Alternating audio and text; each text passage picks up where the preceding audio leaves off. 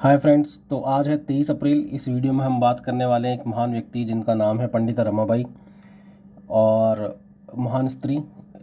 और अगर हम बात करें, इनका जन्म होता है 23 अप्रैल 1858 को। भारतीय समाज में इन्होंने बहुत महत्वपूर्ण योगदान दिया। इसके अलावा जो है इन्होंने महिलाओं के क्षेत्र में जो है इन्होंने विशेष योगदान दिया था। उनकी समस्याओं को इन्होंने जो है ब्रिटिश शासन के समक्ष रखा और कुछ मांगे इन्होंने रखी, तो वो जानेंगे इस वीडियो के अंदर। तो चलिए शुरू करते हैं। पंडिता रमाबाई सरस्वती इनका पूरा नाम था। सरस्वती इनकी उपाधि थी और पंडिता भी इनकी उपाधि थी। इनका जन्म 23 अप्रैल 1858 को हुआ था। और एक मिनट गाइस, 23 अप्रैल 1858 को इनका जन्म होता है। ये एक भारतीय समाज सुधारक महिला थी। वह पहली महिला थी जिन्हें कलकत्ता विश्वविद्यालय के संकाय द्वारा परीक्षा के बाद संस्कृत में विद्वानता के कारण पंडिता की उपाधि मिली। और जो कॉलेज की उनकी क्वालिफिकेशन थी, उसकी योग्यता के आधार पर उन्हें सरस्वती की उपाधि प्रदान की गई। तो उन्हें 2 उपाधि प्रदान की गई, सरस्वती और पंडिता। वह 1989 में कांग्रेस के अधिवेशन की 10 महिला प्रतिनिधियों में से एक थी। जो कांग्रेस का जो अधिवेशन हुआ था 1989 का, ये 5वां अधिवेशन था जो बम्बई में हुआ था। और इसकी जो अध्यक्षता करी थी वो थी सर विलियम वेडरबर्न ने, क्योंकि आपको पता है कांग्रेस की स्थापना 1885 में हुई थी और कंसिस्टेंटली उसके अधिवेशन हुए थे। तो 5वें अधिवेशन की जो अध्यक्षता थी वो सर विलियम वेडरबर्न ने करी थी। बम्बई में अधिवेशन हुआ था, उसमें 10 महिलाओं प्रतिनिधियों का एक मंडल था कांग्रेस में। उनकी 10 महिलाओं में से एक सदस्य थी पंडिता रमाबाई। हम बात करें पंडिता रमाबाई के जीवन के बारे में,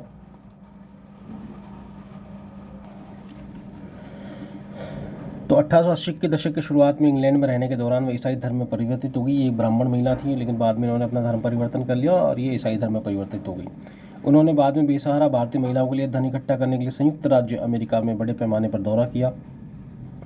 जुटाई गई धनराशि से उन्होंने बाल विधवाओं के लिए शारदा सदन शुरू करा। 1890 के दशक के अंत में उन्होंने पुणे शहर से 40 मील दूर पूर्व केड़गांव गांव में एक ईसाई धर्मार्थ संस्था मुक्ति मिशन की स्थापना करी। बाद में इस मुक्ति मिशन को जो है पंडिता रमाबाई मुक्ति मिशन के नाम से जाना गया। इसके अलावा बात करें 1882 में भारत में औपनिवेशिक सरकार द्वारा शिक्षा पर गौर करने के लिए हंटर कमीशन को नियुक्त किया गया। आपको ध्यान रखना है कि 1882 में हंटर कमीशन नियुक्त किया गया था, ठीक है। तब रमाबाई ने इसके सामने सबूत पेश करे थे और इन्होंने अपनी संबोधन में कहा था कि इस देश के 100 में से 99 मामलों में शिक्षित पुरुष महिला शिक्षा और महिलाओं की उचित स्थिति का विरोध करते हैं। मतलब उस समय जो है पुरुष जो है महिलाओं को पढ़ने की अनुमति कम थी भारतीय समाज में, ठीक है।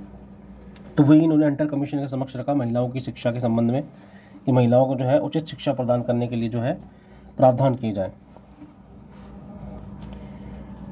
ये बात तो रही थी शिक्षा के क्षेत्र में। इसके अलावा बात करें चिकित्सा के क्षेत्र में, तो उस समय की जो परिस्थितियाँ थी वो ये थी कि महिलाओं के इलाज करने के लिए महिला चिकित्सकों की संख्या बहुत कम थी भारत में, क्योंकि शिक्षा इतनी थी नहीं चिकित्सा के क्षेत्र में।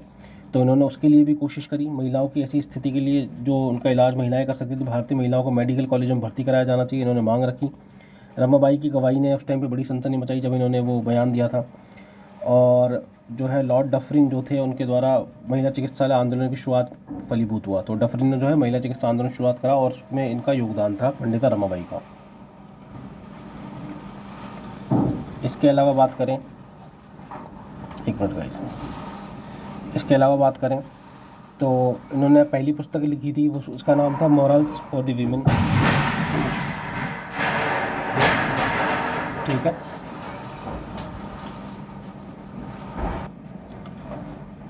सॉरी गाइस, यार थोड़ा डिस्टर्बेंस आ रहा है क्योंकि आज हो रही बारिश बहुत तेज़ और आंधी चल रही बहुत तेज़, ठीक है। तो इनकी पहली पुस्तक का नाम था मॉरल्स फॉर द वीमेन, 1882 में इन्होंने लिखी थी।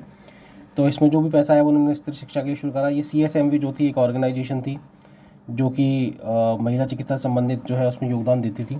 तो रमाबाई ने चिकित्सा प्रशिक्षण करने के लिए ब्रिटेन चली गई 1883 के अंदर, ठीक है। तो इनकी जो पहली पुस्तक है उसका आपको नाम ध्यान रखना है, वो थी मॉरल्स फॉर द वीमेन, ठीक है। इसके अलावा उन्होंने और भी पुस्तकें लिखी, पर एक और महत्वपूर्ण जो बहुत फेमस बुक हुई उनकी वो थी the high caste Hindu women.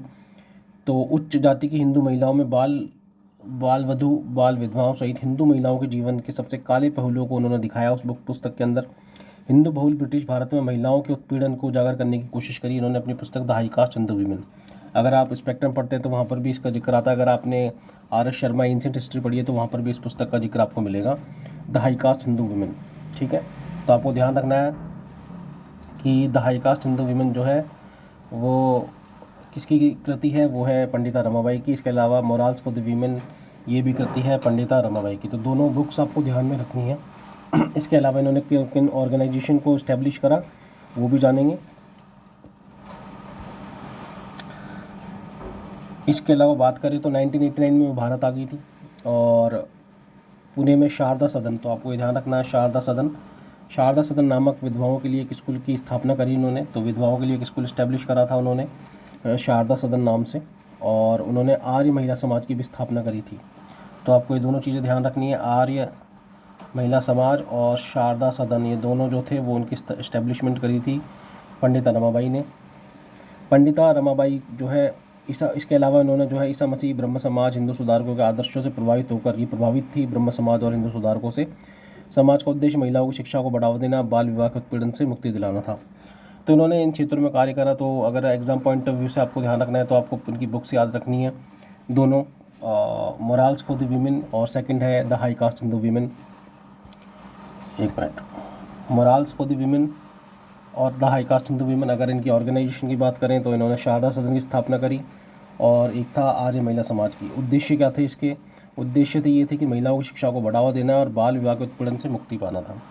इसके अलावा 1922 में इनकी मृत्यु हो गई। तो अगर इनके जीवन में देखें तो इन्होंने जो है महिलाओं के लिए बहुत कार्य करा, उनसे बाल वधू के लिए, विधवाओं के क्षेत्र में इन्होंने बहुत कार्य करे। इन्होंने पुस्तक लिखी जिससे कि जो है लोगों को एजुकेशन करा जा सके, उनकी पुरानी जो समस्याओं थी उनको आधार बनाया। तो ये वीडियो से रिलेटेड था। अगर आपको ये वीडियो अच्छा लगा हो तो आप चैनल को सब्सक्राइब कर देना। और आज के लिए इतना ही guys, thank you so much, have a great day.